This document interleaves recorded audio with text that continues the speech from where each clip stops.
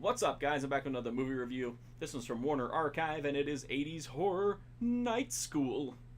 So in Night School, there's a maniacal killer stalking the streets of Boston, cutting off heads, spinning people on merry-go-rounds, appearing around town dressed in all black with a motorcycle helmet on.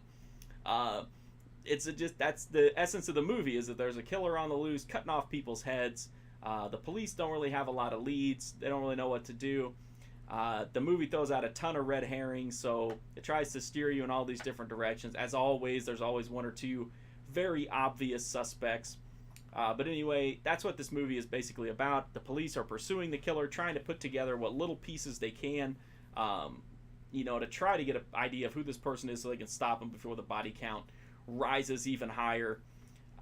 This is a kind of a weird one. It's an 80s horror movie, but I think when a lot of people think about 80s horror, they think about slashers. This definitely has elements of slasher, but then it also has like really heavy like giallo elements to it, with like the masked killer and the like kind of deliberate pace, the heavy like police involvement and the investigation. It's not just like where you got a guy going around hacking people up and you just wonder like who's going to survive this thing or who's going to die.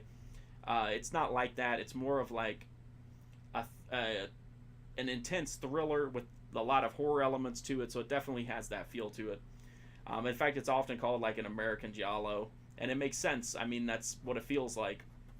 I think it's a pretty good horror movie. It doesn't have a ton of blood, but it does have some. It doesn't have a lot of graphic violence. It just has like, the killer slashes and then blood sprays, but you don't actually see the cuts open up. But what I do like about this killer is how insanely pissed off.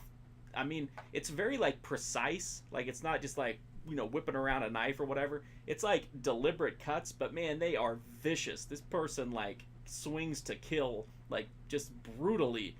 It also has some really weird moments in it too. The merry-go-round killing at the beginning is very offbeat and colorful. And I love the shower. There's like a shower scene that involves this like almost blood ritual-esque weird rubbing of red stuff all over a woman's naked body. Other than that, it doesn't have a lot of nudity, though. It doesn't have a lot of weirdness to it, but it does have some.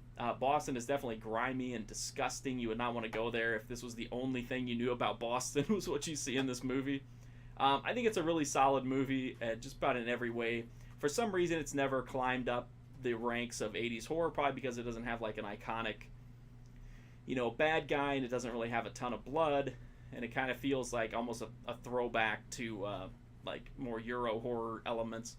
But I think it's really solid. I really had a good time with it. I'm definitely glad to see it came out on Blu-ray. The Blu-ray's from Warner Archive. No extras, but it does have a new HD transfer, and it looks really good.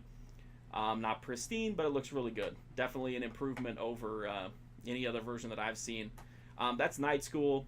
If you like this video, you can go to my website, markfusion.com, and see hundreds more horror movie reviews, including a ton of 80s horror, Warner Archive, tons of other cult, exploitation, anything you could think of. I'm also on Twitter, Twitch, Instagram, at markfusion. If you like this video, please do subscribe. It really helps me out a lot to grow the channel and my site. And that's it. Thanks for watching, and hopefully I'll see you soon.